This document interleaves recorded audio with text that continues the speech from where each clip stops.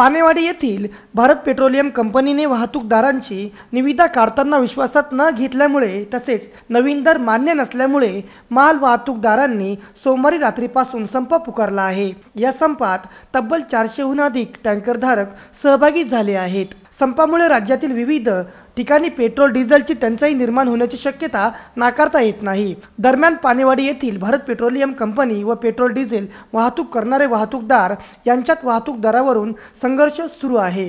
गेल्या आठवड्यातही वाहतूकदार संपावर गेले होते, मात्र दराबद्दल आश्वासन मिळाल्याने संप मागे घेण्यात आला होता।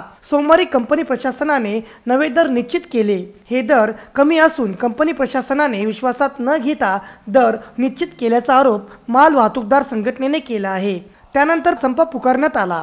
या संपात 400हून अधिक टँकरधारक सहभागी झाले असून मंगळवारी पानेवाडीतून एकही टँकर बाहेर गेला नाही। आमच्या मागण्या मान्य होत नाही तोपर्यंत आम्ही संप मागे घेणार नाही, असा पवित्राच घेत वाहतूकदारांनी बीपीसीएल कंपनी समोर मुंडन करून कंपनीच्या अधिकाऱ्यांचा जाहीर निषेध केला।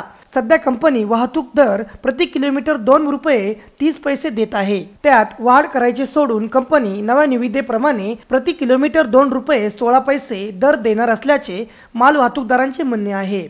हे दर मान्य नसल्याने दर वाढवून मिळेपर्यंत संप सुरू ठेवण्याचा निर्धार वाहतूकदारांनी केला आहे। त्यामुळे वाहतूकदारांच्या मागण्या मान्य झाल्या नाही तर वाहतूकदार वाहतूकच करणार नाही आणि जर हा संप असाच पुढे चालू राहिला तर राज्यात पेट्रोल डिझेलची वाहतूकच होणार नाही। पर्यायाने राज्यात पेट्रोल व डिझेलचा तुटवडा निर्माण होण्याची शक्यता नाकारता येत नाही। त्यामुळे कंपनी प्रशासन काय निर्णय घेणार याकडे सर्वांचे लक्ष लागले आहे। आपला महाराष्ट्र न्यूज साठी संपादक संदेश केदारे, पानेवाडी, मनमाड।